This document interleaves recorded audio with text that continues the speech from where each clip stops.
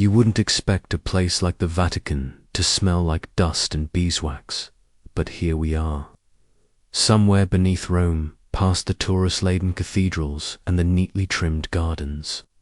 There's a door that doesn't appear on any tour, behind. That door, past rows of guarded shelves, is a file folder.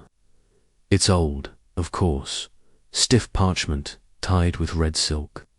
And on the front, in small, almost hesitant Latin, it says something quietly unnerving: Papyrus Egyptiarum Ritus Magicae. The Egyptian papyrus of magical rites. That name doesn't show up in any public library. You won't find it in an Oxford catalogue or digitized in some open-access academic portal. And maybe that's the point. So, before you get too comfortable, take a moment to like the video and subscribe, but only if you really like what I'm doing here. And feel free to share where you're listening from and what time it is. There's something oddly comforting about knowing you're falling asleep, alongside people across the globe, all wondering the same strange things. Now back to the papyrus. The entry is found in early handwritten lists of the Index Librorum Prohibitorum, the infamous index of forbidden books. Most people assume the index was just a laundry list of offensive or scandalous literature, but this one, it wasn't banned for politics or heresy. It was banned because the Church believed it was dangerous specifically to the soul. That's not metaphorical. The description warns of operations and invocations inconsistent with Christian doctrine and perilous to the soul. Not unsuitable, not immoral, perilous. The Church didn't just tell people not to read this text. They physically removed it from known locations. The last line of the Vatican record orders the papyrus to be placed ad corpus custodiam transferitur, which roughly means transfer to physical custody, not destroyed, not burned, hidden, stored, kept. You see, in church logic, if something could damn you, it also had power. You don't destroy power. You control it, quietly, carefully, behind sealed doors and unmarked rooms. It's tempting to dismiss all of this as medieval paranoia. After all, it is the 16th century, but the Church wasn't alone in this fear. Across Europe, whispered legends circulated about ancient Egyptian rituals, about bodies preserved forever, of curses spoken in languages that hadn't been heard in 2,000 years. Some monks reported dreams that repeated hieroglyphs they'd never seen before. Others refused to even touch manuscripts from Alexandria, claiming the ink still carried heat. Now, whether you believe that or not, well, that's the fun part, isn't it? Here's something odd you didn't ask for. There was a tradition in the Middle Ages that cats were originally Egyptian familiars trained to guard magical tombs. Some priests in southern France refused to let cats into monasteries, just in case they woke up next to a spell and accidentally summoned something. Make of that what you will. Back to the papyrus. Scholars debate whether it ever truly existed. Some argue it was a copy of a known Hermetic text. Others insist it was a unique fusion, something that escaped the fires in Alexandria.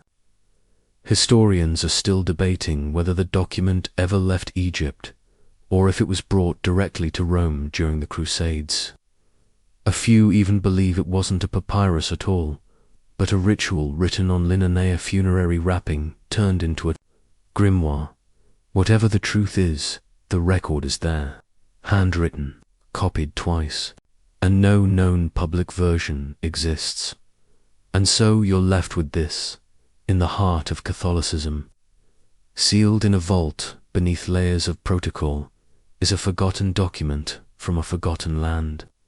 Not simply ignored, feared, protected, not because it contradicts scripture, but because someone, somewhere, believed it worked. Imagine that.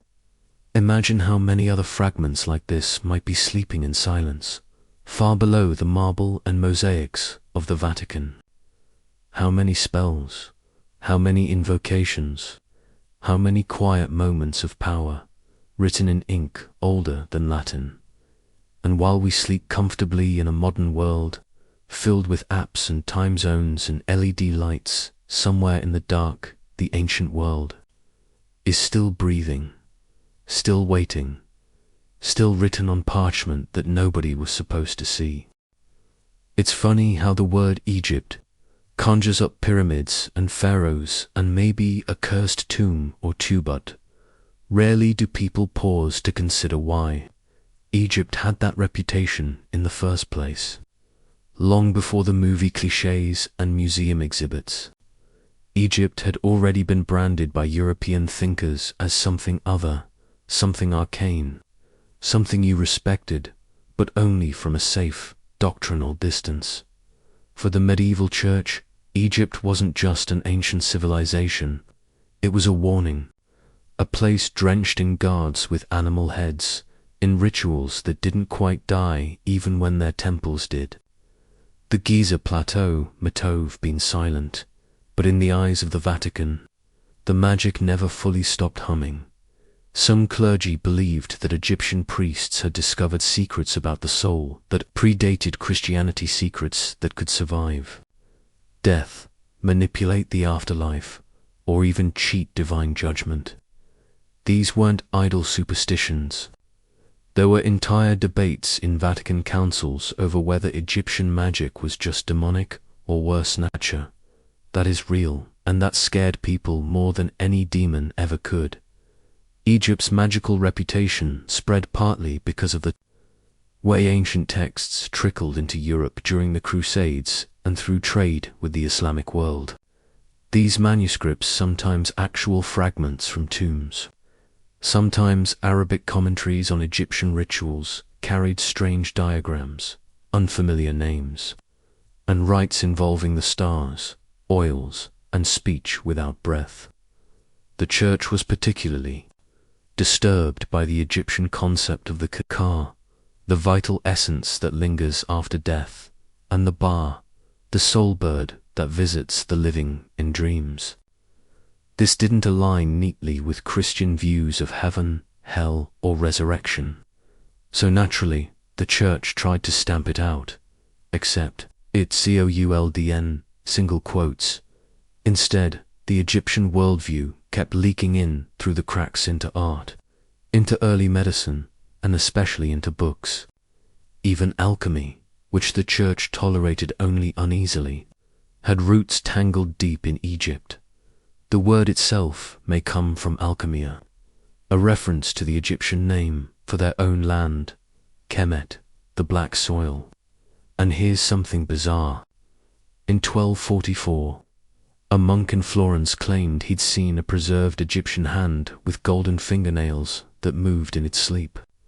Naturally, it was confiscated by the bishop and never mentioned again. That's not in the Vatican archives. That's from the personal diary of his assistants, someone who probably regretted writing it down. Still, whether that story's true or not, you get the pattern. The medieval imagination wasn't just fascinated with Egypt, it was haunted by it. Some bishops in Spain circulated a theory that the staff Moses used to part the Red Sea had been stolen from an Egyptian temple, and that it worked not because of divine power, but because of the rhythm of speech in its activation, a thinly veiled reference to Egyptian incantations. That theory got one of them politely removed from his post. The church couldn't risk the idea that ancient Egypt knew something, that it wasn't all just pagan nonsense, but perhaps a competing framework of truth. That brings us to one of the more frustrating truths about the Vatican's approach to Egyptian texts. They didn't want to understand them, they wanted to contain them. Egyptian knowledge wasn't studied, it was sequestered, labeled as magical, dangerous, and placed into shelves labeled no access. Historians are still debating whether the early popes saw Egyptian magic as actual sorcery or as a rival science. Either explanation would justify its suppression, but there's a growing theory among archivists, some who've actually had brief contact with these old scrolls, that parts of them were translated just enough to understand what the church was dealing with, not to learn from them, to guard against them, because how do you protect a faith that promises eternal life if someone else's religion already claimed to do it better? It's a strange place to be, imagining a monk in the year 1300 hunched over a table, squinting at a papyrus written in a language he barely recognizes, deciding if the gods named there are demons, or if more unsettlingly there's something older. Now, here's an offbeat detail for your half-asleep brain. 15th century. Bishop claimed that Egyptian pyramids were designed not just as tombs, but as amplification devices, literal megaphones, for prayers directed at Sirius, the dog star. That sounds like pure nonsense, except a few modern acoustic studies have quietly admitted there's some resonance weirdness in the king's chamber of the Great Pyramid. Coincidence? Probably. But it's still fun to think about. So here we are. Medieval Rome, priests with trembling hands, books that shudder when opened, and a growing sense that maybe Egypt wasn't just a pagan relic, but a power the church didn't want people to remember, or worse, a power the church remembered too well. So let's talk about a book that doesn't technically exist. It's called Papyrus Aegyptiorun Hetus Magicae, the Egyptian Papyrus of Magical Rites. You won't find it in any official catalogue, no digital archive, no searchable bibliography, no nice PDF you can download from a university server. But here's the thing, it's listed, plainly, in the margins of an early handwritten draft of the Index Librorum Prohibitorum, tucked between more predictable heresies like Luther and Marsilio. Ficino. This one, though, it comes with a special note, one that says, loosely translated, to be removed from circulation, to be stored under physical guard, not to be copied, which is church speak for, we are absolutely terrified of this thing. The entry itself isn't dramatic. It doesn't say this book will summon demons or don't touch unless you enjoy eternal damnation. It simply mentions that the scroll, or maybe it was a codex, was transcribed from fragments found in Alexandria and contains operations, invocations, and signs inconsistent with the teaching of the church and perilous to the soul. Perilous, not sinful, not blasphemous, perilous. That one word tells you a lot, because when the church says something is perilous to the soul, they're not just talking about a risky theological argument. They're talking about spiritual contagion, the kind of knowledge that doesn't just infect you, it follows you. And what did this mysterious papyrus supposedly contain? No one really knows. Some scholars believe it was a copy of an ancient funerary text, like parts of the Book of the Dead. Others suggest it could have been a Hermetic treatise, a fusion of Greek, Egyptian, and astrological knowledge attributed to Thoth, the ibis-headed god of wisdom. Still others think it was a ritual manual, step-by-step instructions for how to interact with the dead, or worse, how to keep them from leaving. There's no surviving copy, at least not publicly, but rumors persist. One Jesuit scholar in the 18th century wrote in a private letter that a papyrus from Egypt, inked with cinnabar and copper, lies sealed in the 5th vault below St. Peter's. He didn't elaborate, he didn't sign the letter, and the person he wrote to died shortly after. Coincidence? Sure, if you want it to be. Now, here's a weird one. Some medieval monks believed that certain Egyptian rituals had to be performed at specific hours because the soul wasn't always inside the body. That's right, the soul, in their view, took breaks, wandered, slept, which meant the ideal time to cast a spell or invoke a spirit was when the soul was out.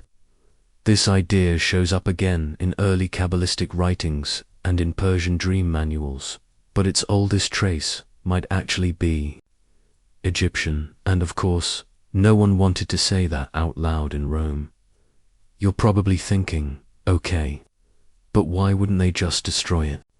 Burn it, bury it, toss it into the Tiber. Simple, right? Well, no, because, again, power. If the papyrus worked, even in the smallest way, that meant it had value. And the church had a long, long history of locking up things it didn't want, used, but couldn't quite disprove. Historians are still debating whether the papyrus was ever read in full, or just skimmed and sealed. Some think a partial Latin translation exists, deep in a vault, coded no access except by PayPal permission. Others argue it was read once by a cardinal in the 1500s, and that his notes were deliberately destroyed after his death. One even claims the cardinal tried to replicate one of the rites, alone, by candlelight. Let's just say the official cause of death was exhaustion. He was 3-4 now. Before you nod off completely, here's your off-topic fact. Did you know that in the 13th century, a monk in Bruges claimed his cat could recite psalms in reverse? He said it only happened during lunar eclipses. He also claimed it bit a visiting bishop. The cat disappeared shortly afterward. Probably unrelated. Probably, anyway, the papyrus of magical rites may never surface. Or maybe it's already surfaced, and no one knows what they're looking at. Ancient texts can be like that, soaked in metaphor, shielded by unfamiliar grammar, distorted by time. But if even half the stories are true, if even one of the rites it describes genuinely mirrors Egyptian funerary practice, then it's not just a curiosity. It's a survival, a thread between the Nile and the Tiber, between spells and sacraments, between the living and something else entirely, and whether we believe it or not. The Vatican did what it always does when confronted with forbidden power. It kept it. The story of the Papyrus Egyptiarum Ritus Magicae doesn't end in the Vatican. In fact, if you want to understand why the Church treated Egyptian knowledge like radioactive ash, you have to go back, much further back, to the most famous bonfire of books in ancient history, the destruction of the Library of Alexandria. Now you've heard the story. The scrolls were lost in a great fire, maybe by Julius Caesar, maybe during the Muslim conquest, maybe during one of the many riots that plagued the city. Scholars still don't agree on who's to blame. In fact, historians are still debating whether there was ever a single great fire, or a series of smaller, quieter purges stretched across centuries. Not so much a blaze as a slow smothering. But here's a less cinematic possibility. Maybe the library wasn't just lost. Maybe it was deliberately unremembered. Slowly, strategically, and with intent. The Library of Alexandria wasn't just a collection of poetry and philosophy. It was rumored to contain medical knowledge, astronomical charts, and yes, texts on ritual and magic. Not cheap spell books, but philosophical treatises on how the soul moved through the stars, on how to prepare the dead for eternity, on how to speak to the gods with the right breath, at the right hour, under the right sky. Some of those texts, we know, survived briefly in the hands of Arabic scholars and mystics. A few fragments made their way to Byzantium, and a very small Handful. Well, if you believe the rumors, they passed into Rome, quietly disguised, maybe even wrapped in linen. That's right, not parchment, not VELLUM-linen. You see, certain high-status Egyptian scrolls were written on woven cloth, designed to last even longer than papyrus. Some were used in burials, tied around the arms of mummies, like magical bandages. When tomb robbers stripped the bodies, they didn't always realize what they were holding. And so the story goes that at least one of these linen texts, smuggled out of Alexandria, likely during the 3rd century, found its way to Rome. It was passed down among philosophers, copied partially into Greek, then into a kind of hybrid Latin-Egyptian script that no one could fully decipher. And eventually, as all dangerous things do, it reached the church. Of course, there's no public record of that. Why would there be? But some strange clues remain. In 1447, a Vatican archivist named Gervasius of Amalfi noted in a marginal scribble, "Textus funebris in lintio, scriptus, stilo ignoto, newly videndus, nisi pontifici."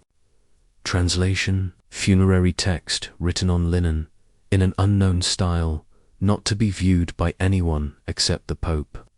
That note was later scratched out with a razor, but you can still read it now. Here's a strange little historical hiccup.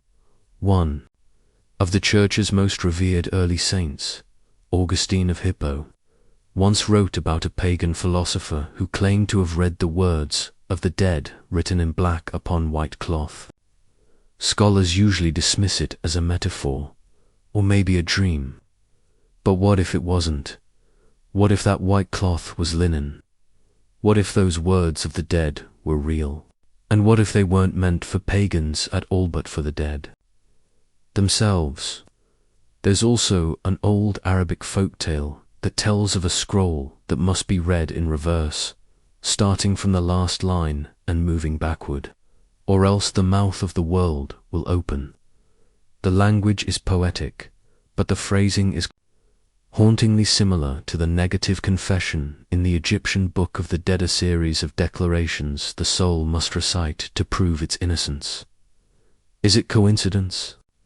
Maybe, but here's what's more curious. In the 17th century, a Jesuit scholar named Matteo Battari attempted to reconstruct what he believed were missing pieces of this Egyptian linen book, using fragments quoted in Greek magical papyri. His final manuscript was confiscated, his library was sealed, and his funeral was held within 24 hours of his death, without explanation. Official cause: fever. Unofficial cause: obsession. And now your off-topic fact of the night. During the Renaissance, a German bishop claimed that if you recited the Lord's Prayer backward while holding a scarab beetle, you'd hear your own voice whisper the answer to a question you hadn't asked yet. He later claimed it didn't work, but he still banned beetles from the cathedral grounds, just in case. So what's the point of all this? It's that the knowledge in Alexandria wasn't just lost, it was chased, hunted, locked away in places like Rome, where scribes quietly copied it, misunderstood it, and feared it. Because if the Egyptians really did map the afterlife for worse, if they found a way to hack it, then what does that say about the Church's monopoly on eternity? Says, maybe the afterlife wasn't theirs to give.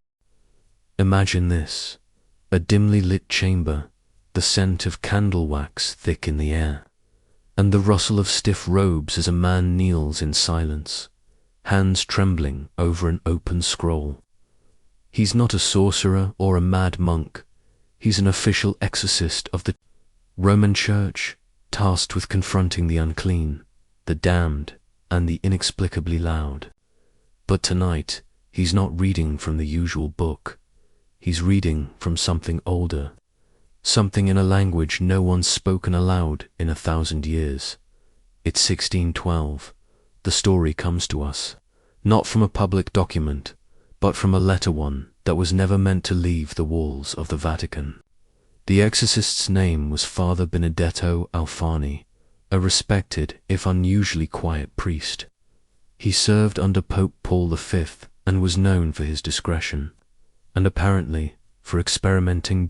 In the letter unearthed much later by a nervous Jesuit. Cataloguing misfiled documents, Father Alfani describes a ritual he performed on a boy from Orvieto, believed to be possessed. But instead of the usual litany and holy water, Alfani attempted something different. He recited a passage transcribed from an Egyptian funerary fragment. The effect, he wrote, was immediate. The boy's body went rigid, the candles blew out on their own, and a voice, not of the child, but not of a man, answered in Coptic. The language hadn't been spoken in that region for centuries.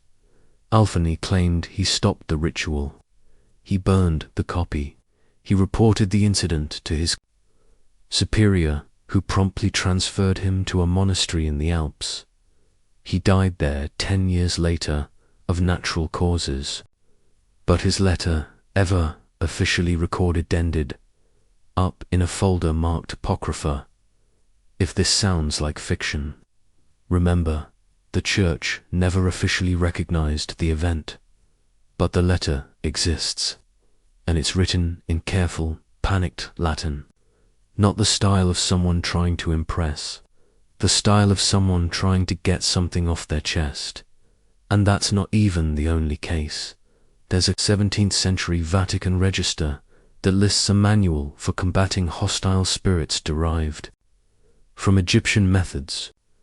It doesn't say where the manual came from. It doesn't list an author. But it does have a note in the margin: do not read aloud near the dying.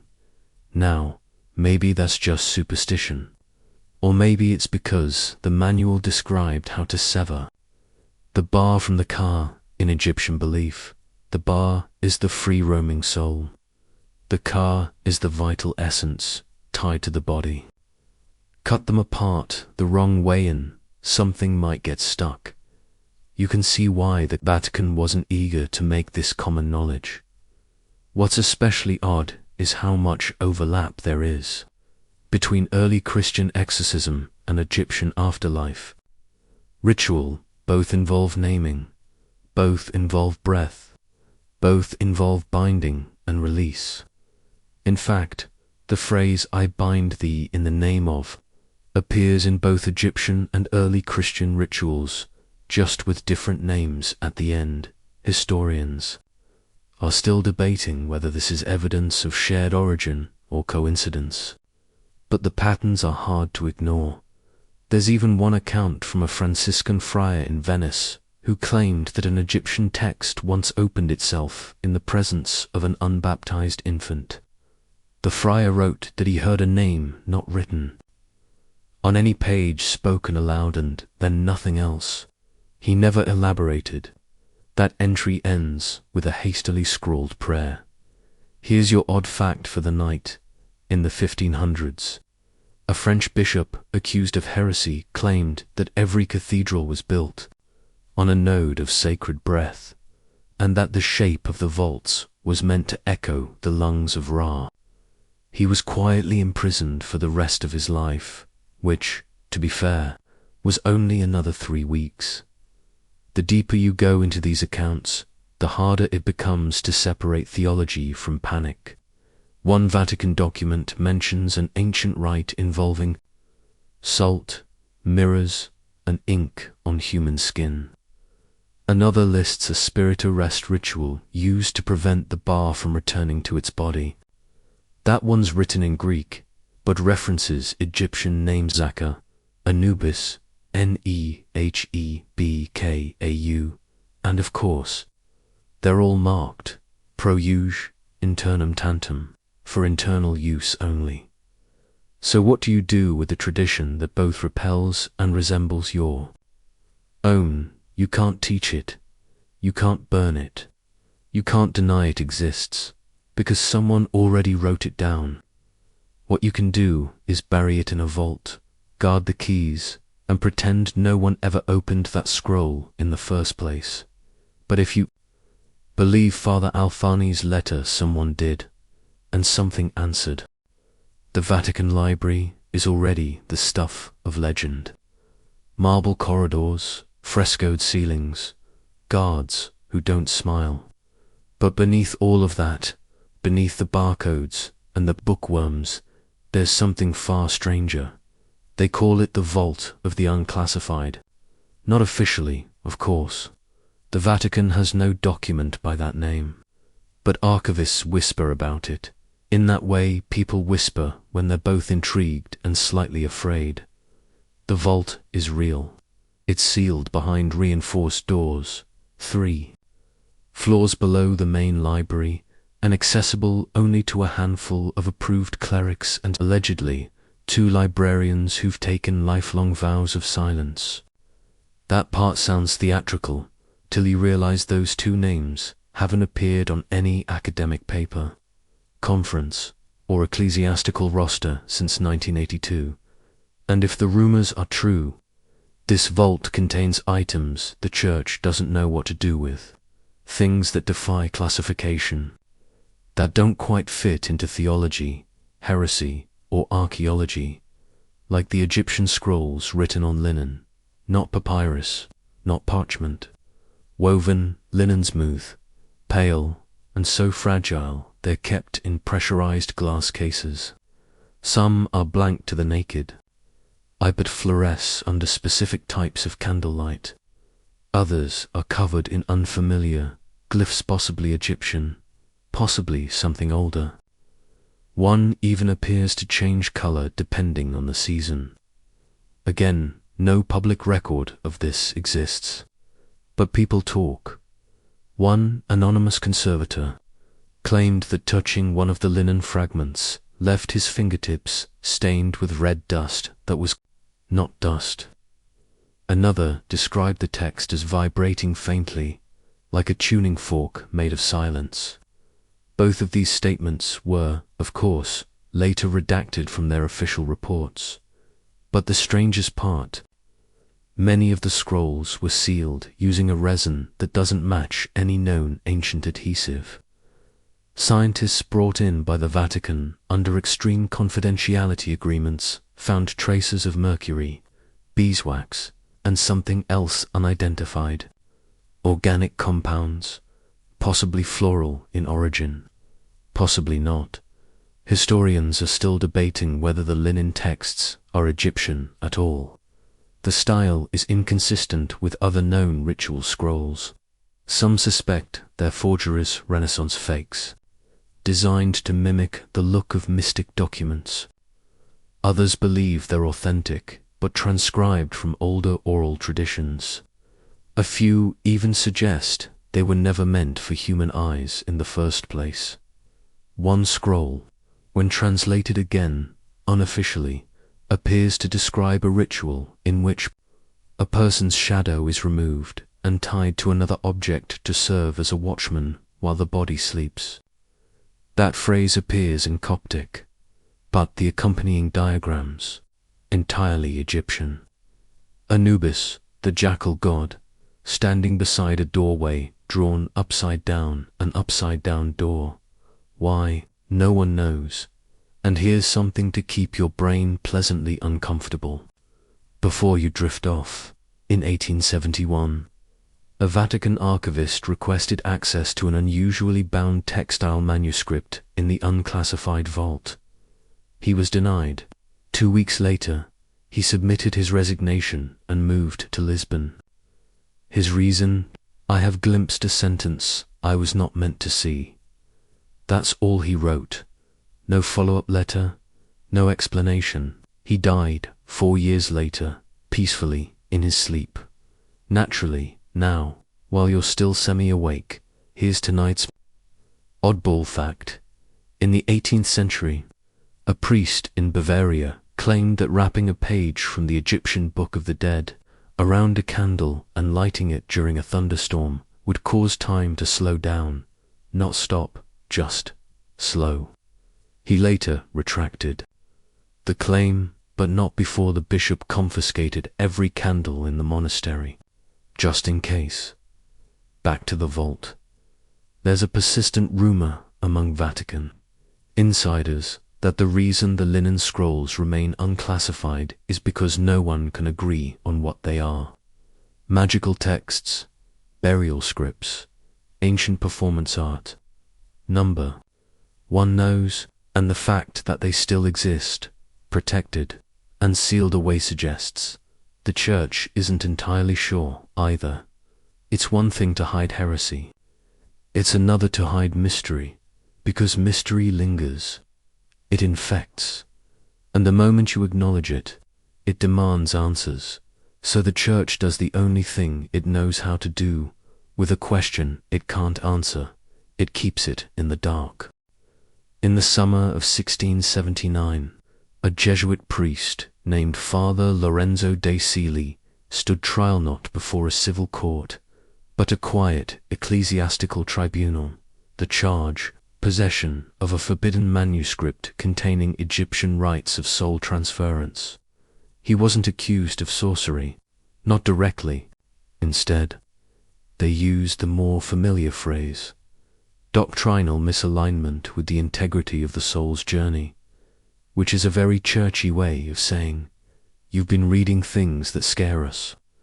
Father Lorenzo was a scholar, a polyglot, known for translating obscure Syriac texts and preaching softly about the unity of divine languages. He spent most of his life in the Vatican's Eastern Manuscripts Division, till he came across a scroll misfiled as Coptic poetry. What he found inside was not poetry. The scroll, written in a fusion of Demotic, Egyptian, and early Christian Greek, described a ritual called the Exchange of Shadows. According to Lorenzo's notes, which still exist, though heavily redacted, the ritual detailed how to separate the bar, the mobile soul, from its vessel and implant it into a second living body. Not metaphorically, literally. And unlike most vague magical texts, this one gave precise instructions: the time of night, the position of the stars, the plant resin to inhale, the breath pattern required, even the gesture of the hands. It read more like surgery than sorcery. Lorenzo was fascinated, terrified, but fascinated. He conducted no ritual. He claimed as much in his defense. He only studied it, copied it, translated it. But the mere act of copying it was enough to provoke the wrath of the church. He was given a choice: renounce the text and destroy all notes, or face permanent silencing. We don't know exactly what that entailed, but it involved removal from scholarly life and an oath of absolute secrecy. Lorenzo chose silence. He was transferred to a monastery in Malta.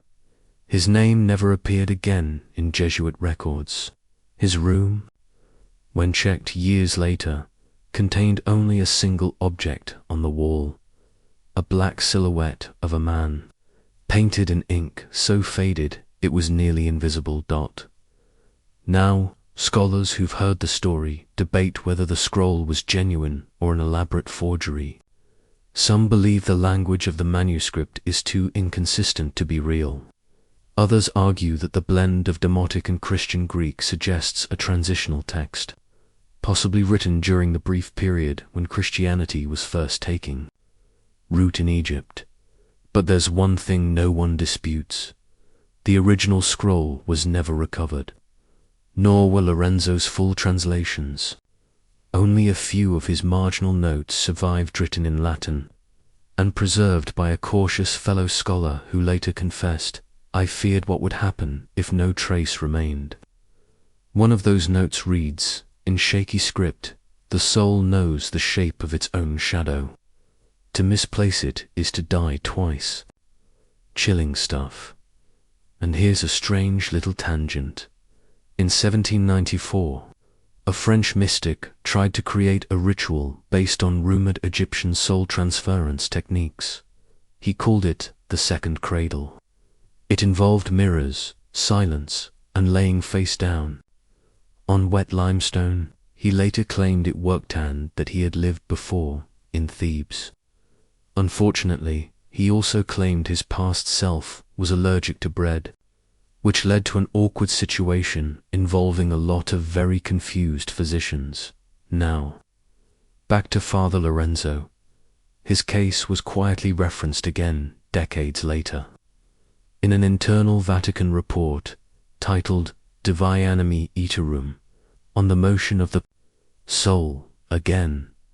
That's a funny title, isn't it? Again, as if they'd dealt with it before, or expected to again. One passage in the report mentions the idea that Egyptian rites, like those Lorenzo studied, threaten the stability of Christian afterlife architecture, which is a highbrow way of saying, if people think they can move souls around like books, the whole idea of judgment falls apart. And that's what the Church really feared. Not magic, but confusion. Not heresy, but alternatives. Because an afterlife you could manipulate wasn't an afterlife governed by grace. It was a system, a mechanism, a machine, and people, being people, would try to hack it. So Father Lorenzo became a ghost, not in the literal sense, but in the records. A name once attached to dozens of translations, suddenly gone. A voice silenced, notes redacted, life edited, and yet the scroll, still missing, maybe still in the vault, maybe still waiting to be read again. So let's take a moment to talk about the gods, not the ones in Sunday school, but the ones with falcon heads and sun discs, with crocodile jaws and green skin, the ones whose images were chiseled into stone when the Roman Empire was still a twinkle in Jupiter's eye. Horus, Osiris, Thoth, Isis, Anubis. To the average medieval theologian, these were nothing more than pagan holdovers, primitive superstitions from a long-dead empire. That was the official stance. But behind closed doors, in Vatican commentaries, never intended for public consumption, a different tone emerges. You see, some church scholars didn't think the Egyptian gods were entirely fictional. They thought they were real, just misidentified. There's a 15th century theological essay never published titled De Nominibus Vitastis, on the names of the ancients. In it, the author proposes that the gods of Egypt were actually fallen angels or elemental spirits misunderstood by early man. That Horus might be a distorted memory of the Archangel Michael, that Isis was a perversion of the Virgin Mary, corrupted by time and desperation.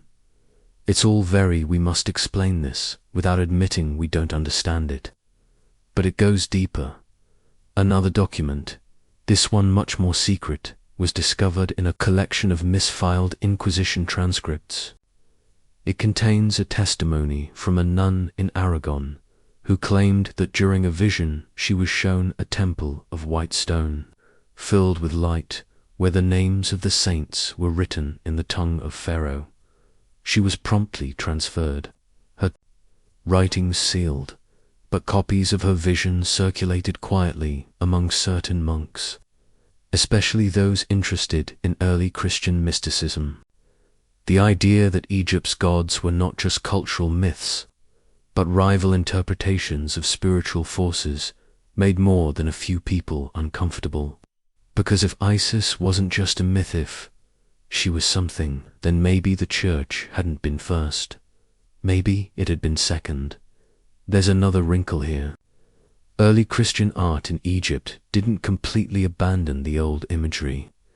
In some Coptic monasteries, you'll find frescoes of saints drawn in the same flat, profile style as ancient Egyptian tombs, and sometimes, just faintly, behind those saints, you'll see halos that look suspiciously like solar discs.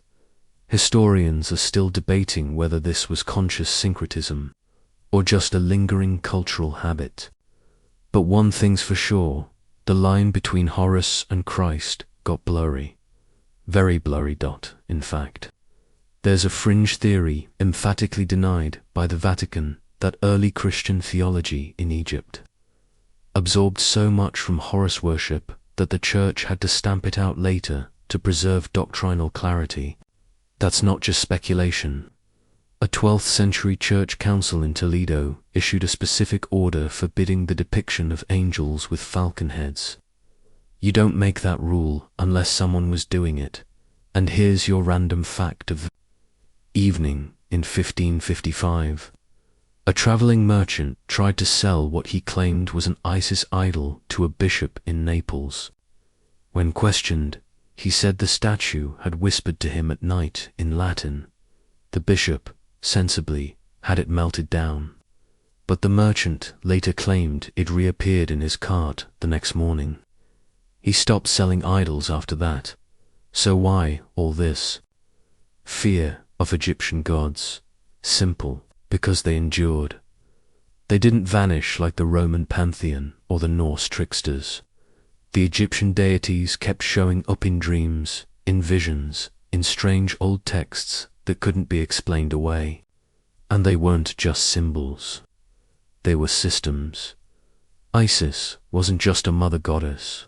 She had a ritual structure, a priesthood, a set of spells. Anubis didn't just guide the dead, he presided over specific rites with measurable results.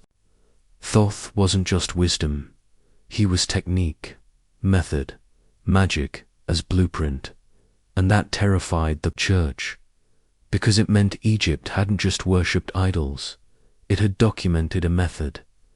And if the Vatican knew one thing, it was that methods could be copied. Let's talk about books that aren't really books. Grimoires, magical manuals, mysterious little volumes bound in leather, filled with strange diagrams, lists of angels, and recipes that read more like spells than instructions. Most people think of them as purely medieval curiosities, products of a time when alchemy, astrology, and theology all shared the same cramped apartment.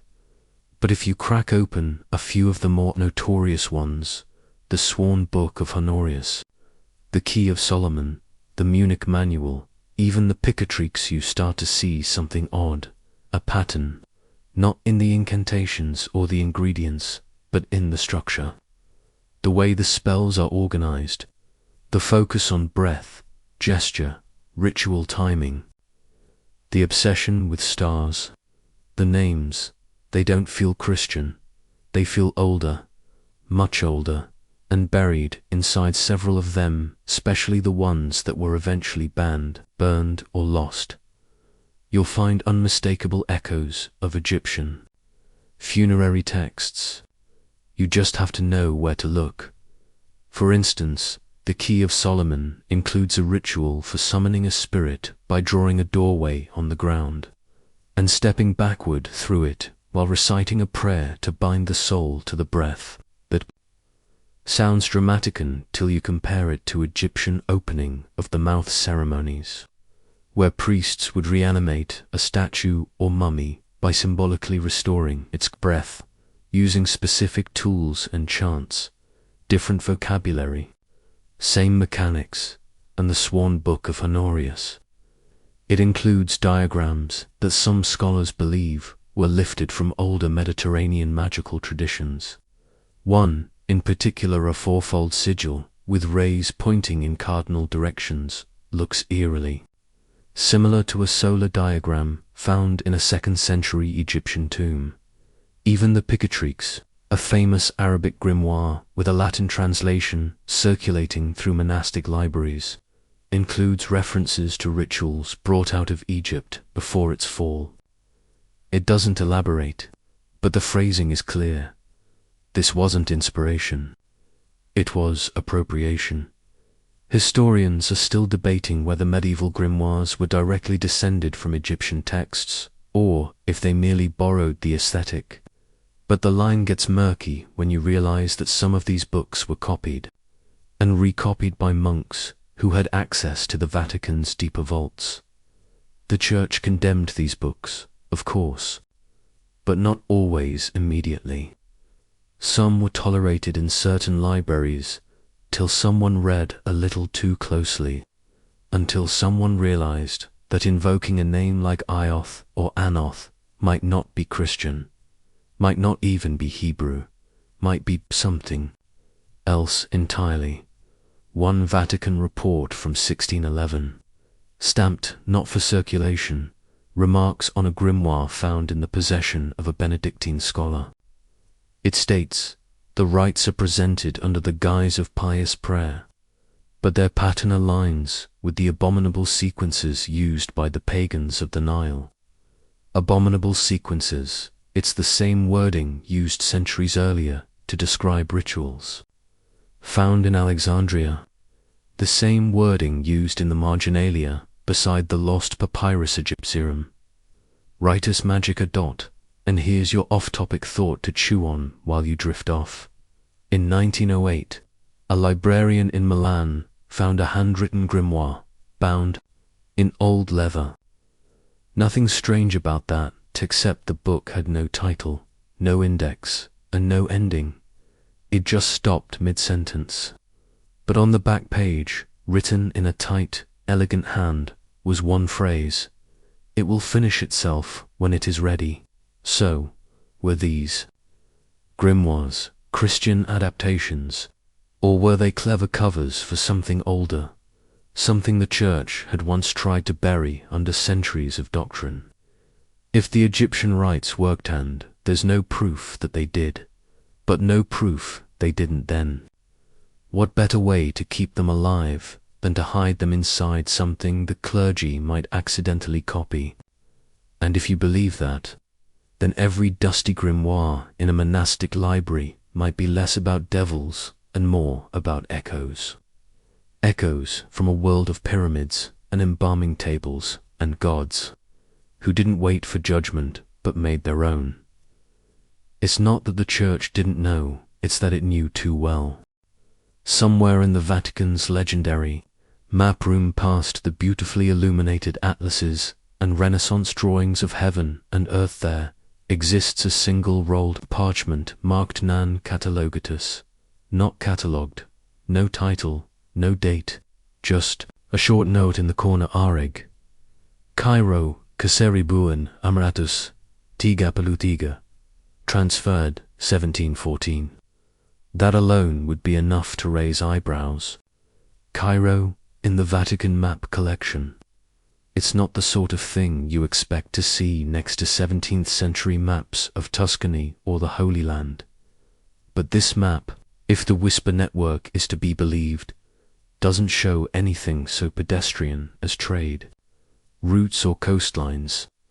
It shows something that may not exist anymore: a lost necropolis, buried under what is now a nondescript district of Cairo, covered by modern buildings and the slow creep of concrete. The site is unnamed on the map, just a grid of symbols. But if you look closely, and several Vatican scholars did, notice something strange: the arrangement of tombs mirrors almost perfectly the pattern of stars in Orion's belt. Yes, that Orion's belt, the same constellation the Great Pyramids are said to be aligned with. Coincidence? Historians are still debating whether this is symbolic or intentional, but the layout is too precise to ignore. There's more.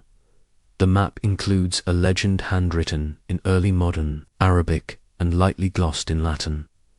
One particular line, highlighted in red, reads, "Here lies the temple of returning, which no longer rises." The temple of returning. That's not a Christian term. That's not even a name found in most Egyptian mythology. But the phrasing is oddly suggestive, like a temple dedicated to reincarnation, or resurrection, or maybe even soul movement, like the rite's father, Lorenzo, had studied and been punished for. And then there's the phrase, "which no longer rises." What does that mean? Was it buried, destroyed, sealed? Or worse, did something in it used to rise, and no longer does? One Jesuit scholar who briefly handled the map wrote a private note, later found stuffed into an unrelated folder. I believe the layout is not just symbolic, but functional, a kind of machinery of the dead. If these tombs were opened in sequence, something might resume. Needless to say, he was reassigned. His research halted. Now, here's a perfectly odd distraction for your half-sleeping brain. In the 1800s, a British explorer in Egypt claimed he had found a spiral staircase leading downward beneath a collapsed ruin. He descended for hours. When he returned, he said nothing, just sat beside his fire and wept until sunrise. His only written comment, "The stone still breathed." Back to the map, several attempts have been made quietly to match the drawn site with modern Cairo, but buildings have shifted. Roads were repaved. Earthquakes changed the topography. What's more, the Vatican never authorized excavation. The reason, apparently, is logistical, but some suspect it's philosophical or theological, because if the Temple of Returning was real land, if what lay beneath it wasn't metaphorical, then digging it up might pose questions. The Church would rather keep underground. Questions like, why did the Egyptians build a map for something they meant to stay hidden? Why preserve the layout of tombs if the dead weren't supposed to come back? And why was the only known copy sent directly to Rome? There's also the problem of the annotations. Scattered throughout the map are small glyphs, some clearly Egyptian, others less so. One, drawn near the center of the temple, appears to be a human figure with no mouth and a spiral in place of a heart. That same symbol appears, faintly, in a 14th century Vatican scroll listed simply as Visionis, dream report from a monk who claimed to see people in stone who had forgotten how to die. You'll be comforted to know that scroll was promptly sealed. The monk was later declared doctrinally disoriented. So maybe the map is a curiosity, or maybe it's a treasure map that no one wants to follow, because whatever the Temple of Returning was burial site, ritual ground, or spiritual machine, it was carefully drawn, deliberately preserved, and protected by silence for over 3 centuries. And silence, in the Vatican, is rarely accidental. The Vatican doesn't usually concern itself with mouths. Not metaphorically, anyway, but tucked inside an obscure folder labeled rites, non canonici, non-canonical, rites is a curious, disturbing reference that has puzzled archivists for centuries. Closure oris, the closure of the mouth, it appears in just 3 surviving documents, all handwritten, all stored in different vaults. The earliest dates back to 1503 and contains a vague description of a ritual to still the voice of a spirit that speaks after death. It describes binding the jaw, placing sacred wax over the tongue, and invoking a name written only. Whispered. First glance, it seems like a metaphor for silencing heresy. But then you look at the second document, a 16th century Jesuit report from an exorcism near Naples. It mentions that the possessed subject continued speaking even after being rendered unconscious. His mouth moved, but the voice was not his. In desperation, the priest tried something unconventional, sealing the mouth with an old formula found in the margins of an Egyptian text, and it worked. The voice stopped, but so did the subject's breathing. The third document is more recent. A letter from 1912, never officially filed, simply says, "The mouth must not remain open. If it speaks without breath, it remembers what it should not. It's signed only with initials, no return address." Now, if this sounds like medieval paranoia, considered this. Ancient Egyptian burial rituals included a practice called the opening of the mouth, a ceremony performed on the dead to restore their senses in the afterlife. It allowed the spirit to speak, breathe, and receive offerings. It was one of the most sacred moments in the funeral process. But what happens when that rite is reversed? What happens when someone or something tries to shut the spirit up?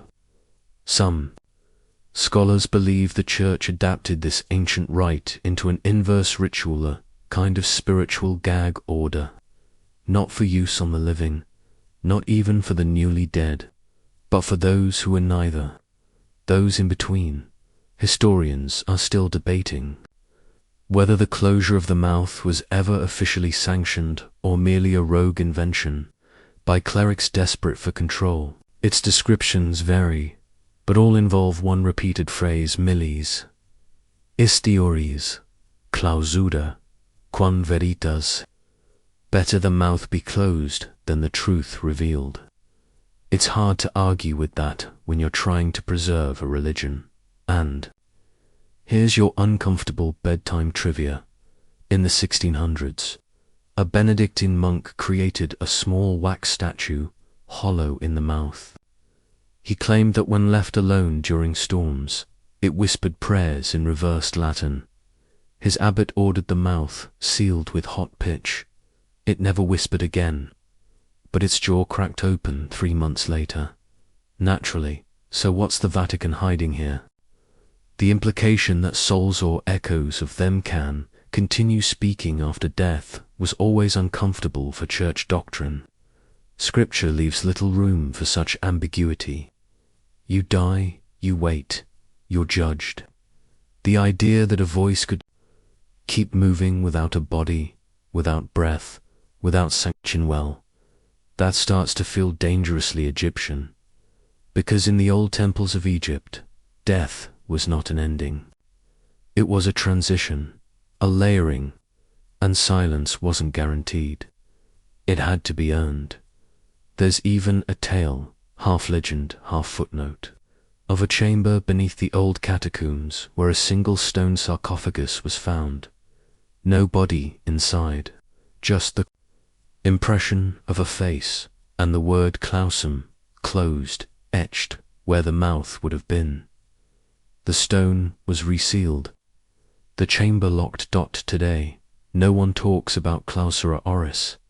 It doesn't exist in any catechism or exorcist manual, but whispers about it still drift through the darker corners of the archive, usually among librarians who have seen too many pages no one else is allowed to touch.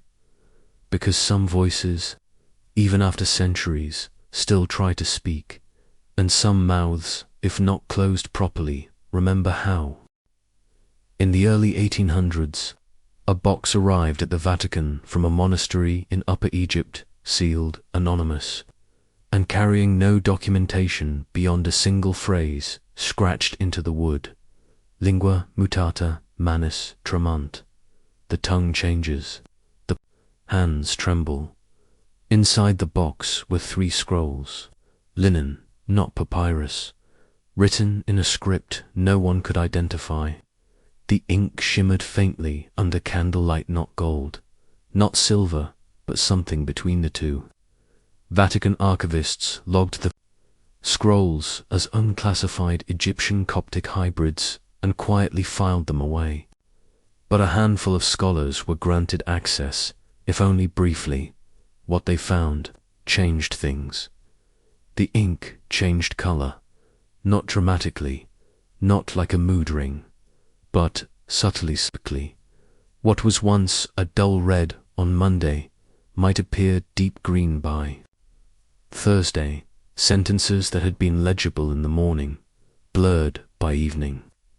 One passage appeared to erase itself entirely, only to reappear weeks later with a single word missing.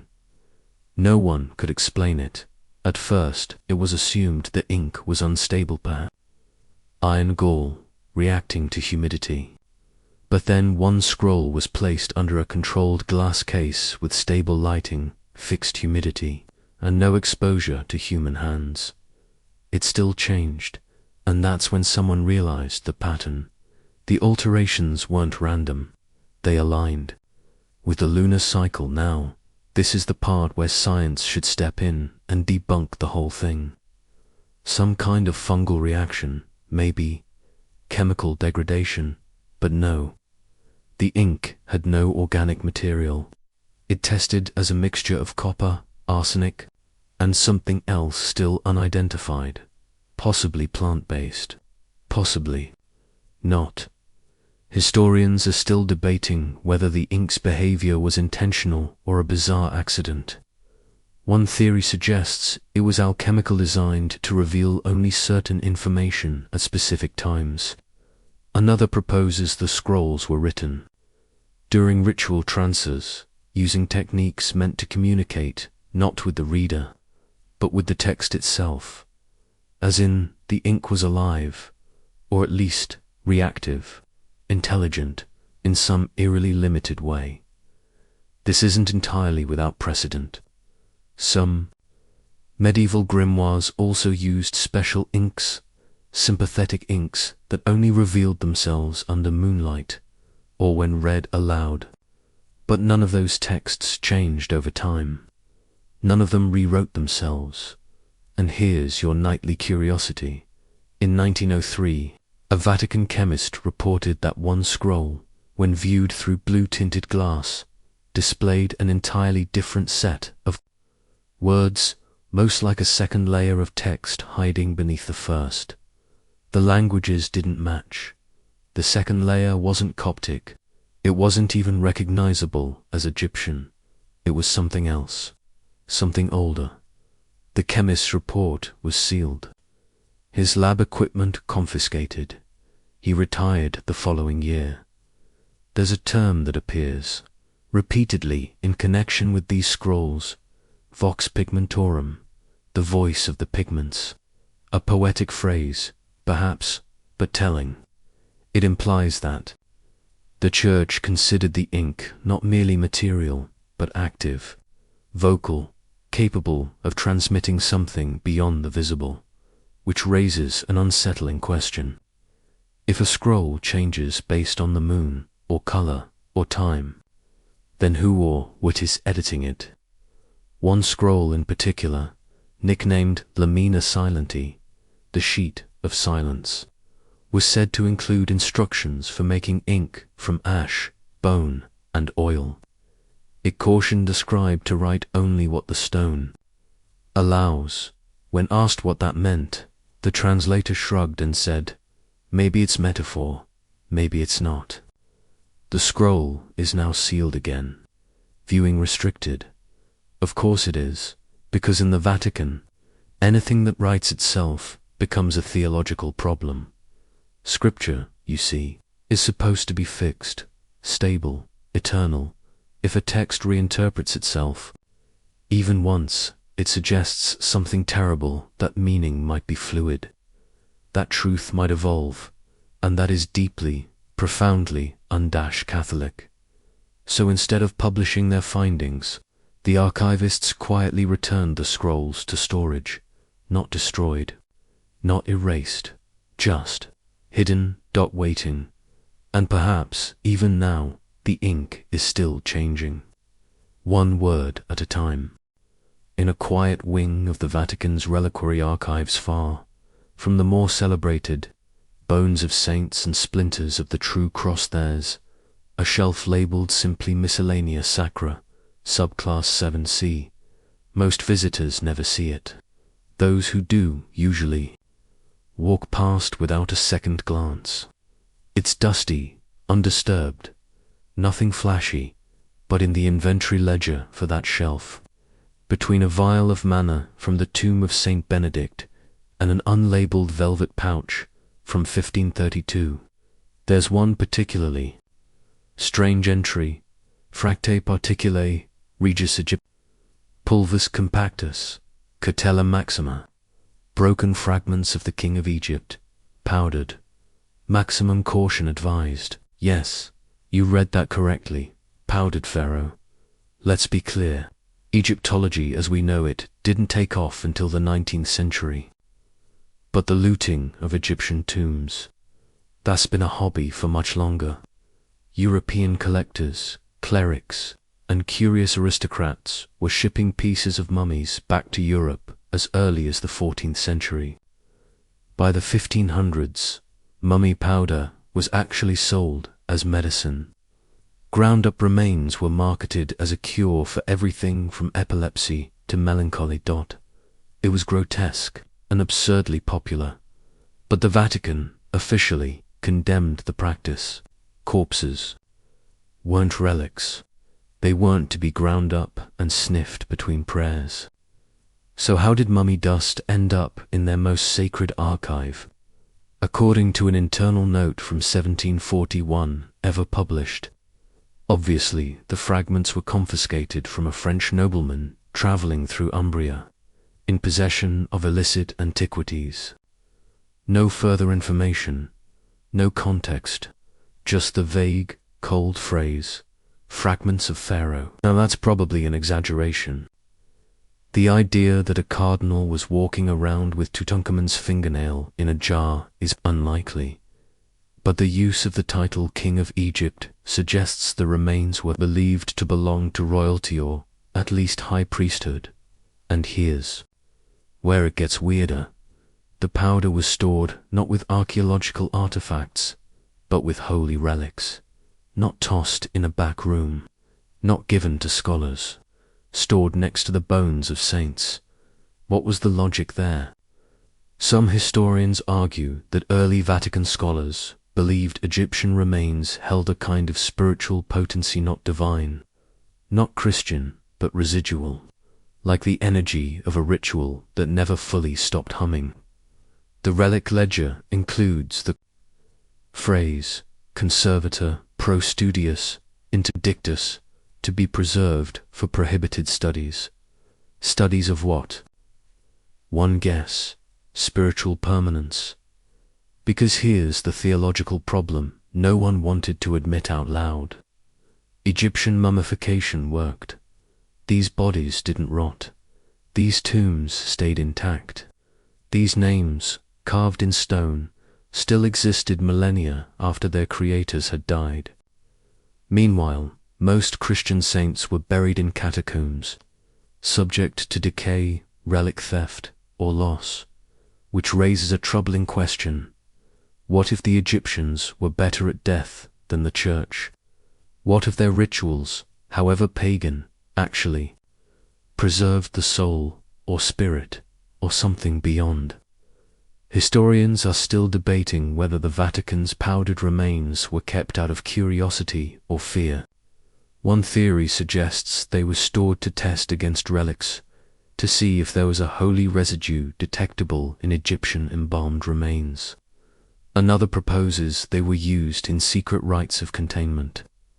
That's right, not healing, containment, because if the Church believed the powdered pharaoh still held something, then keeping it among holy artifacts wasn't reverence, it was quarantine now.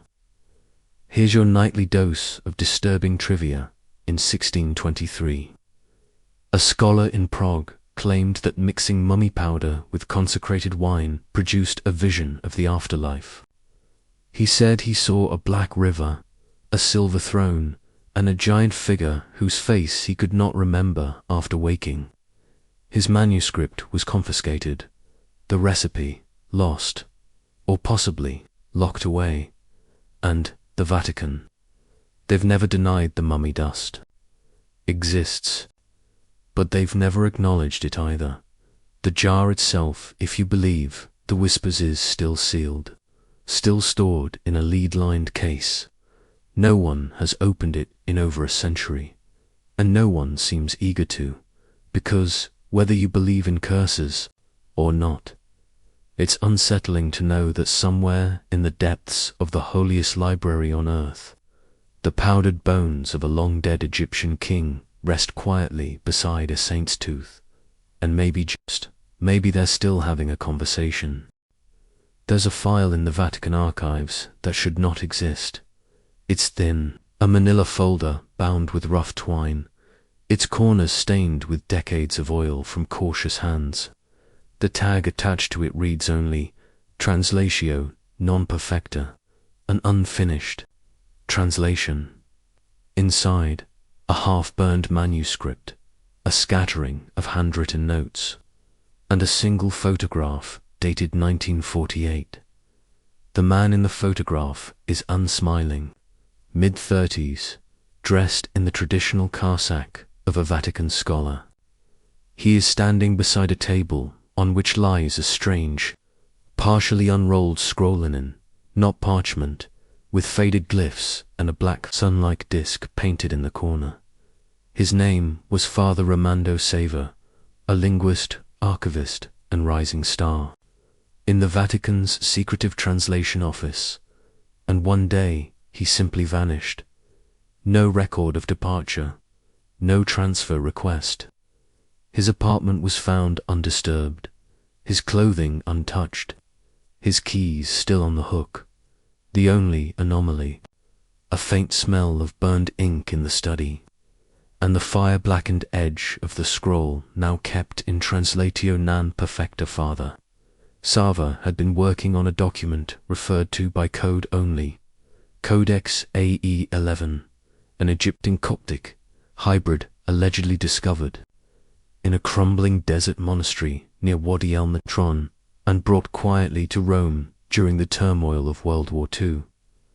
What made the Codex extraordinary wasn't just its age, it was the language. The symbols didn't match standard hieroglyphs. Some appeared to be inverted.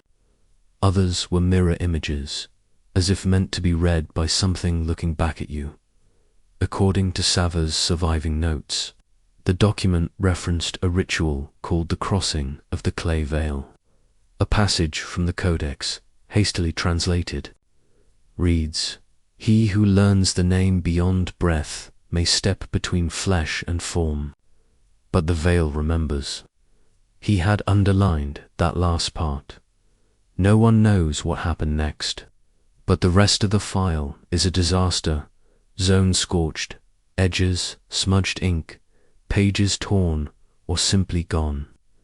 It's clear someone tried to destroy it. Or maybe something else did. The scroll itself was partially burned downly. The top portion remains, and that photograph. No one knows who took it.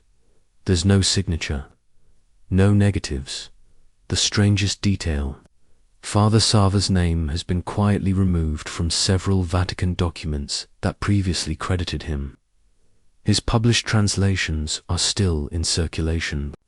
His name has been replaced by a cryptic anon. He was erased, and yet the folder remains. So what was in Codex AE 11? Why did Sava disappear? Did he perform something from the text? Did he see something, or did the text see him? Here's an unsettling little note from the marginalia in his final notebook. The words do not stay still. I copy them and they flee. Another, shakier. I heard my own name before I wrote it. Now for your peculiar distraction of the evening. In 1951, a PayPal cryptographer reported seeing a file reappear on his desk 3 times after being moved to a locked drawer. He joked it was possessed, but on the 4th return, he found a single sentence added in red ink, "Not yet. Finished." He never spoke of it again. As for Father Sava, no body was found, no official investigation, just a quiet reassignment of his quarters and a new archivist assigned to review his incomplete work. That review was never completed. The Codex remains in storage, burned, fragile and untouched since the day Sava vanished. Viewing requires 4 levels of clearance to guards and written justification from the office of the Vatican Secretary of State. No one has requested it in over 40 years, because no one wants to be the next to try, because even in a place built on divine mystery, there are some books that close themselves. If you've made it this far, you've probably noticed a pattern. the scrolls, the sealed jars, the disappearing translators, all of them revolve around a single tension. It's not just that Egyptian magic was dangerous, or forbidden, or theologically awkward. No, the real issue was more unsettling. What if some of it worked? One Vatican report, dated 1870 and classified as interna circulatio, solemnfer interno, circulation only describes a document too fragile to be photographed, too conceptually unstable to translate. That's the exact phrase, conceptually unstable, a bizarre term, almost scientific. The implication was clear when scholars tried to interpret the text. The meaning slipped, not because the language was too old, because it resisted understanding, as if it had built-in defenses against being known. The text in question was a funerary rite, allegedly adapted from late-period Egyptian temple fragments. But it didn't describe a journey to the afterlife. It described a reversal, a re-entry. The ritual began with the usual prayers, invocations of the Ba and Ka, sacred oils, specific postures. But the second half diverged. Instead of guiding the soul out of the body, it instructed the practitioner to call it back, not in a general, symbolic way, in very specific terms. One line, translated from the Coptic Egyptian hybrid, reads, "Speak. The name at the spine, not the skull. The breath must move down, not up." Another, "If the heart has not been weighed, you must not knock. But if it has, and the door remains open, step through with no second thought." That phrase, "the door remains open," appears in no known Egyptian scripture, yet it haunts the document like a refrain. Scholars reading it reported physical discomfort, nosebleeds, shortness of breath. One reported smelling the tomb. Despite being in a sealed room, all these symptoms were dismissed as stress. Probably were, but they kept showing up, quietly, persistently. Historians are still debating whether this ritual of return was symbolic, an allegory for memory, perhaps, or spiritual healing. But others suspect it was more literal, a guide for drawing something back through the veil, a way to interrupt the process of death, not by healing the body, but by resummoning its essence. One whispered theory, never printed, of course suggests the ritual might not have been used on humans, but on texts. Imagine that. A ritual to call back a soul not into flesh, but into words, into ink, into a book. And here's your off-topic nightmare snack. In 1892, a Vatican scribe copied a single page of an anonymous Egyptian codex. A week later, he reported hearing chanting from his inkwell. Just a trick of the ears, surely. But he stopped using that desk. The ink bottle was corked, sealed with wax, and filed as unusable. It remains in storage. The wax is cracked. Back to the reversal ritual. The Church never admitted to testing it, but records indicate that certain relics, bones, especially skulls, were moved into special containment shortly after the document surfaced. A few were recategorized, not as relics, but as incomplete vessels. That's not normal terminology. You don't call a saint's skull incomplete, unless you believe it's missing something. Unless you believe it might still be waiting for something to come back, of course. None of this is official doctrine. You won't hear it from the pulpit. You won't find it on stained glass. But the archives remember, and perhaps, if the ritual really was complete, if the words, the posture, the oil, and the name were spoken in the right order, at the right time, something would knock, not from outside the tomb, but from inside. They say a mirror never lies, but some mirrors, especially the ones tucked into old Vatican vaults, might remember things that never happened, or things that weren't supposed to. One such mirror was listed in a rarely circulated catalogue from 1804, simply described as speculum silentis, oracular, mirror of the silent oracle. No artist, no provenance, just a quiet note, transferred from Alexandria, 1667, not to be placed near open windows. The mirror is small, about the size of a human face, and set in a frame carved with unfamiliar symbols. Some vaguely Egyptian, some resembling early Hebrew, and others unclassifiable. The glass isn't silver-backed, but made of a smoky, dark substance, obsidian, perhaps, or something polished to a dangerous sheen. What makes it special, or infamous, is the way it responds, not to light, to breath, according to a 19th century Jesuit inventory note. When the mirror was placed in front of a sleeping individual, its surface would ripple faintly, almost like water catching moonlight. And on rare occasions, only under silent atmospheric conditions, it would reflect a face other than the sleeper's. Sometimes older, sometimes younger, sometimes, disturbingly, identical but blinking when the sleeper was not. Naturally, the church was not thrilled.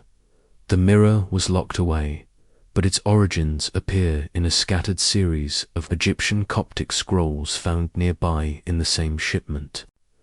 One of them, translated only in part, refers to the vision without breath, a ritual in which the practitioner gazes into a reflective surface not to see themselves, but to see the soul as it appears to others. The key component of the ritual was silence, absolute silence, no words, no chants, no invocation. The scrolls emphasize that speech disrupts the shadow, that sound keeps the soul tethered to its form. To see the soul freely, the room must be silent, and the breath must pause. The church had no idea what to make of it. This wasn't sorcery, it wasn't heresy. It was something else, a system of watching.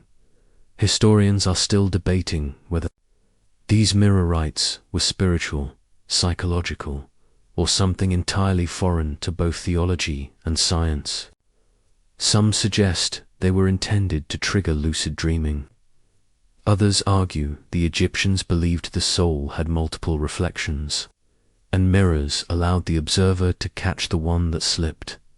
But among the church's secret reports, there's a case from 1756, a monk assigned to inventory and examine speculum silentis oraculi, recorded seeing a child in the glass, sleeping, though I was fully awake. The next morning, he was found unconscious at his desk, mirror intact. Eyes open, he never woke. The report was marked Anomalia Dormientium, anomaly of the sleepers. The mirror has since been stored under layers of lead and salt again, probably symbolic. But no one has asked to see it since the 1930s. And here's your strange fact of the night. In a rural Sicilian monastery, there exists a legend of a hand mirror that must be kept face down every night. The monks claim it once reflected a voice. Not a face, not a word, just a low hum that matched the sound of the bell tower before it rang. Time got confused, they said. One monk saw himself leaving a room before he'd entered it. The mirror is now buried beneath the chapel. Sometimes mirrors don't reflect us.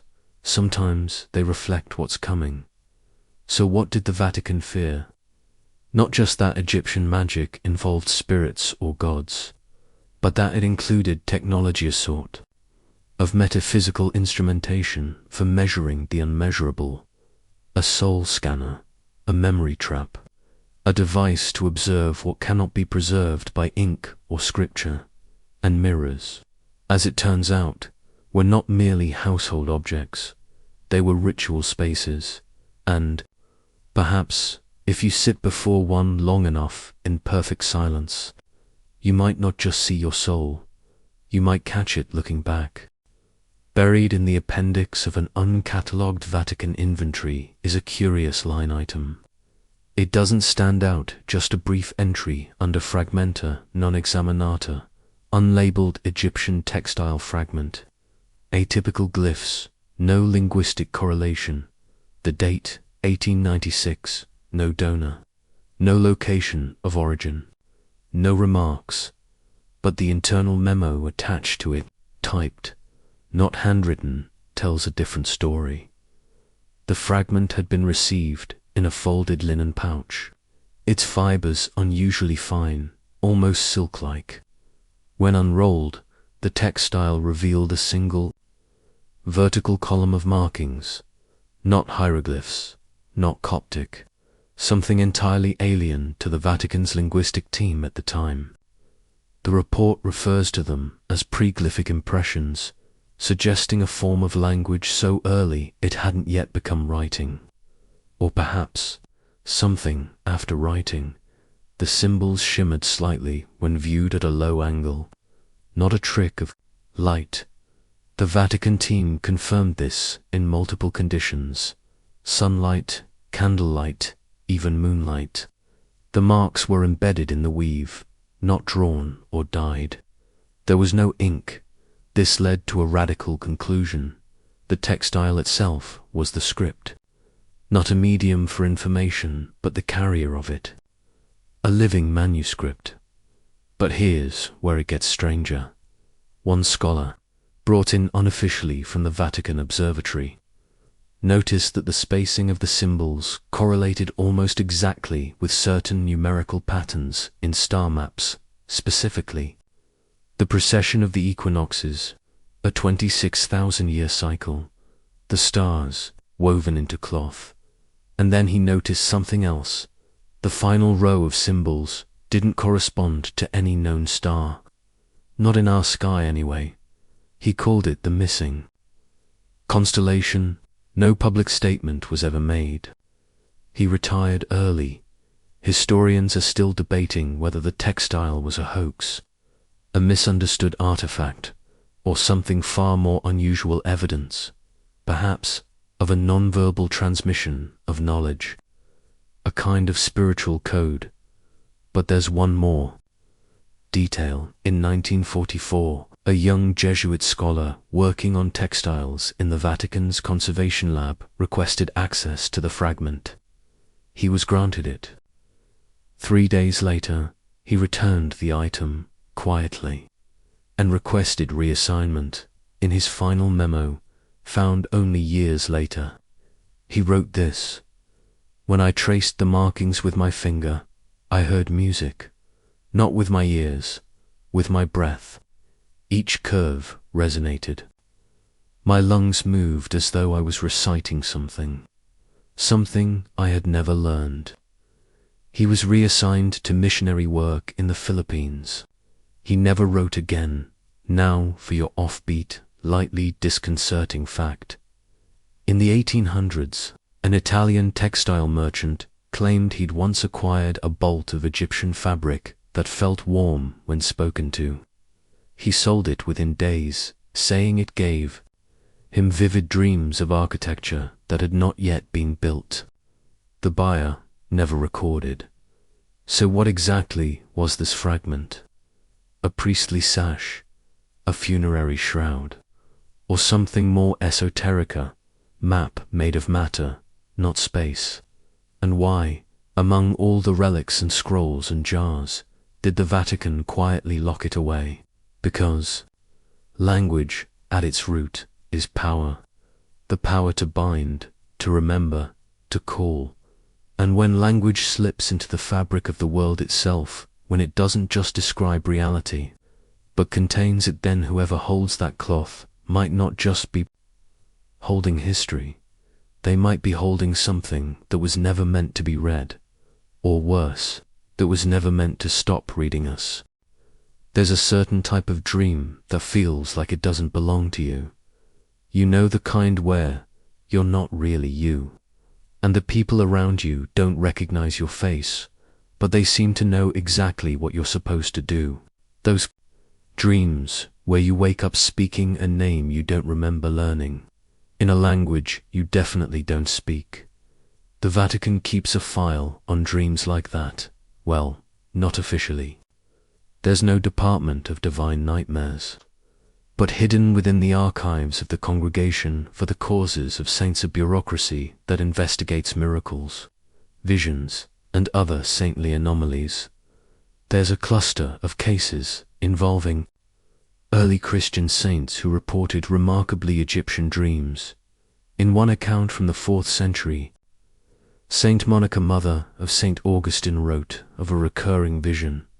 She was walking through a flooded hall, lit by torches, surrounded by statues with animal heads. In the center, a seated figure extended a scale.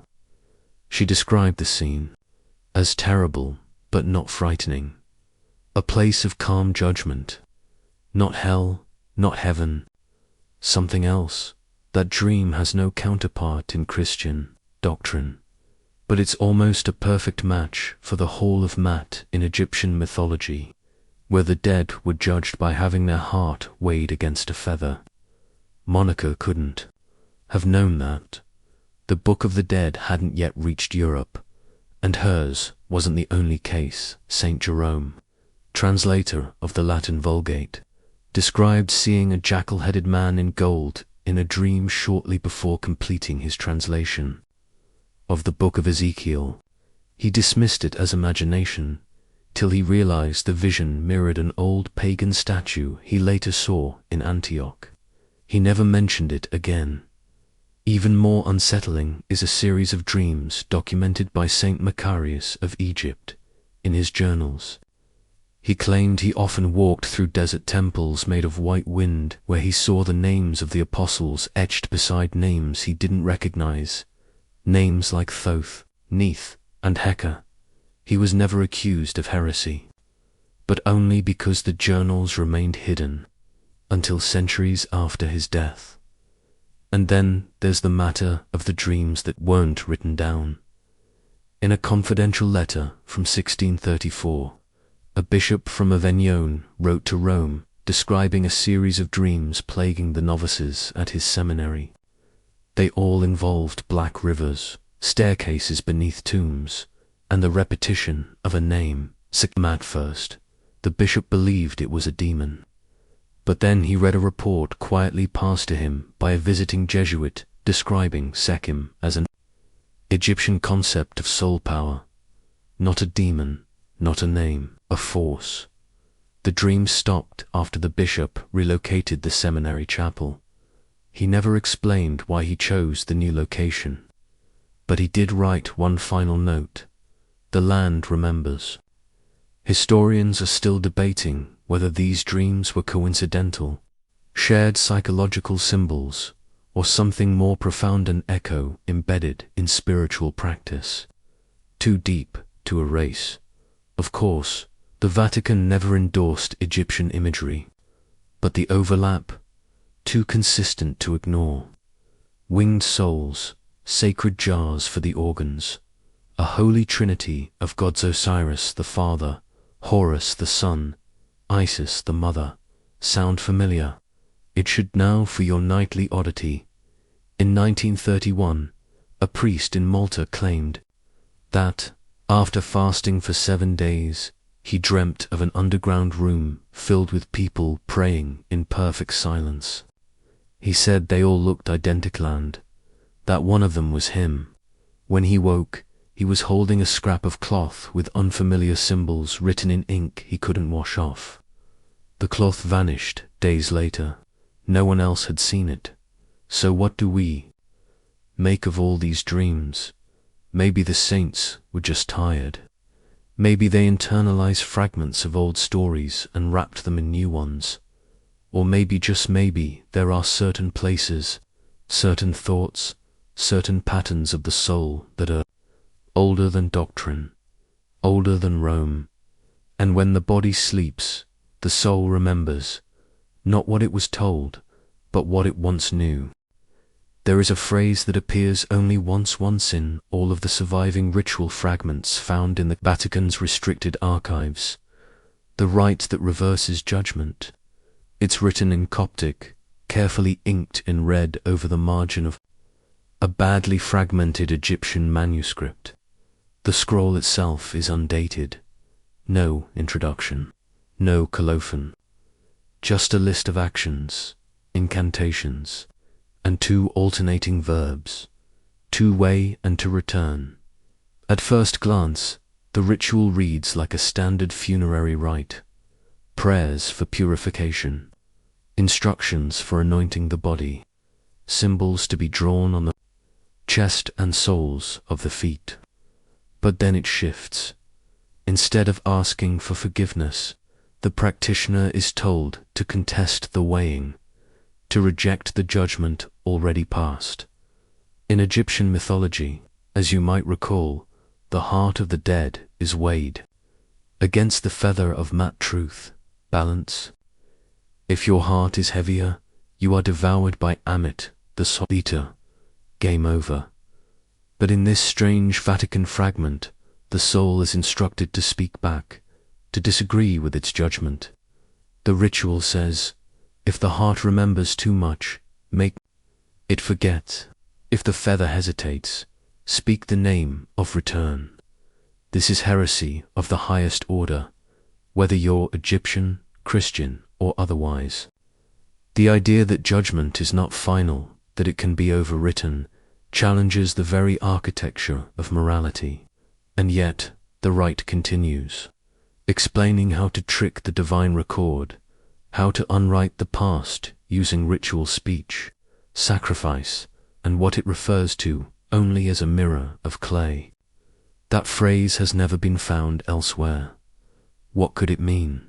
A symbolic object, a literal one, something to reflect the soul back at itself, or perhaps a method of confusing the divine observer, creating a duplicate echo of the soul to take its place. Historians are still debating whether this text is even Egyptian. Some claim it may have been written by early Gnostic sects attempting to merge Egyptian mysticism with Christian cosmology. Others believe it's much older, derived from lost priestly traditions banned by later dynasties, buried to prevent misuse, and the Vatican. Well, the scroll has no inventory number, but its red ink glows faintly under certain types of light. Here's your eerie trivia for the evening. In 1957, a linguist from the Pontifical Biblical Institute was given a photograph of the scroll fragment. To translate, he didn't know its origin. He didn't know it was part of the restricted collection. He began work in a sealed lab. 3 days later, he returned the photo, saying simply, "It knew my name." He declined further work and moved to a seminary in Argentina. No further publications. Weirder still, his personal notebook contains a single line scribbled in the margin of an unrelated Latin translation.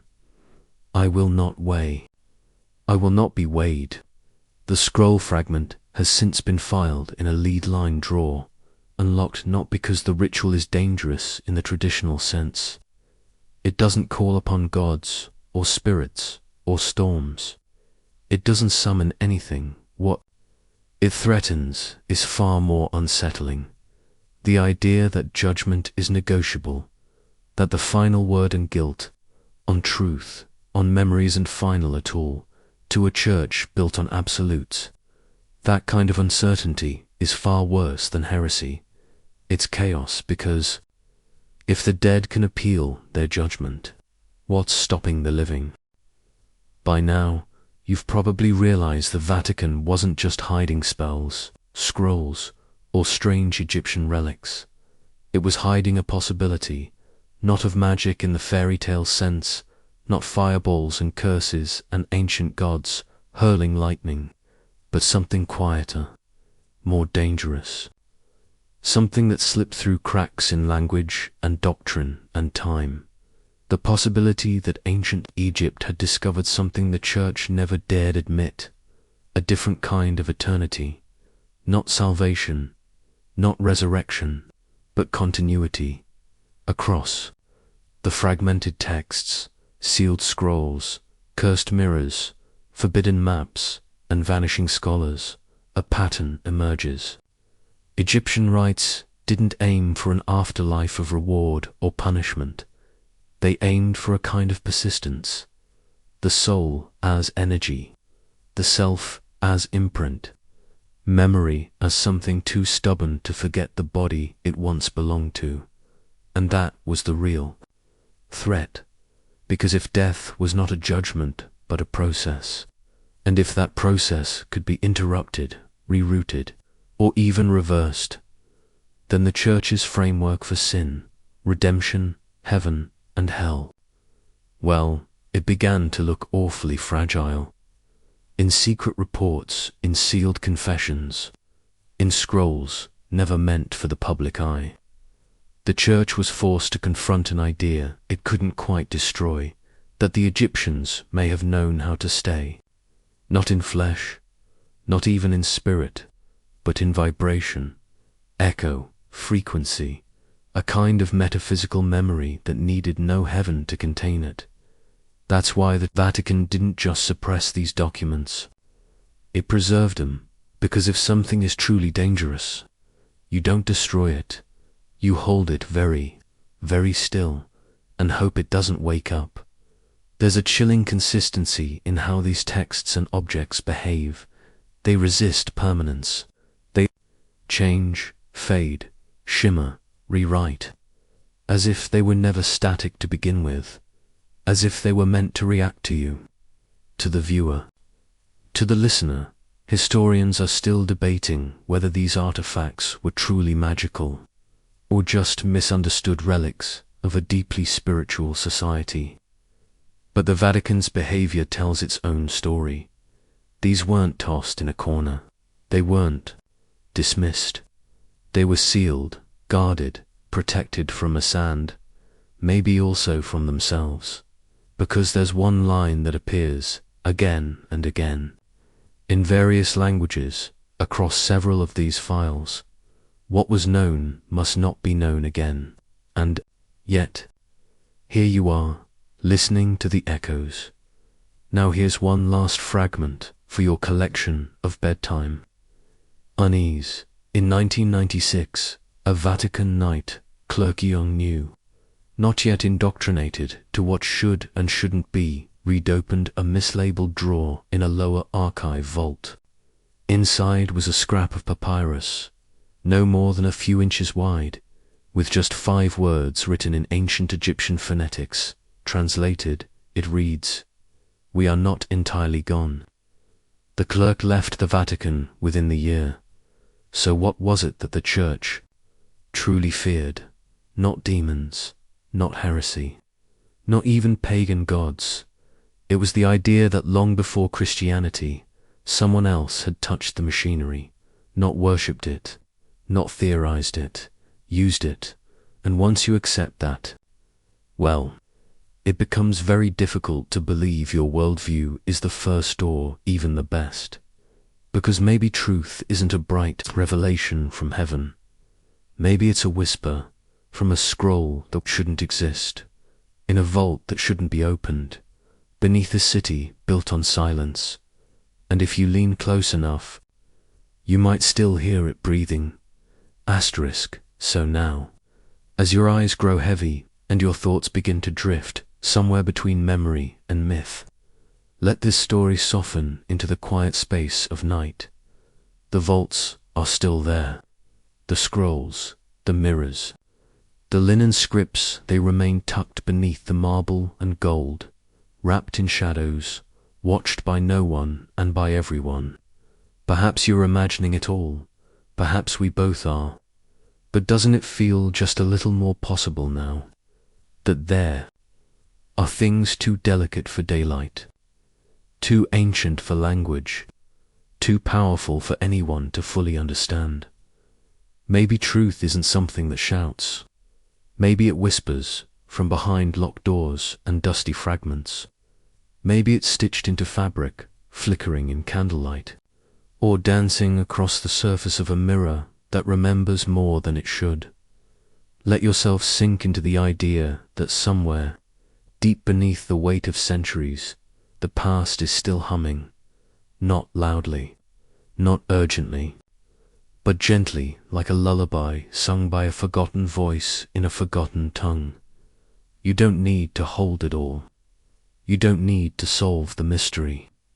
Just rest, knowing that curiosity itself is an ancient ritual, that every question you've asked tonight has already been asked before, run the stars now long gone, and maybe, just maybe, as you sleep, your breath will fall into rhythm with something much older than time, something the Vatican hid, something Egypt remembered, something that even now is waiting, not to be feared, but to be understood.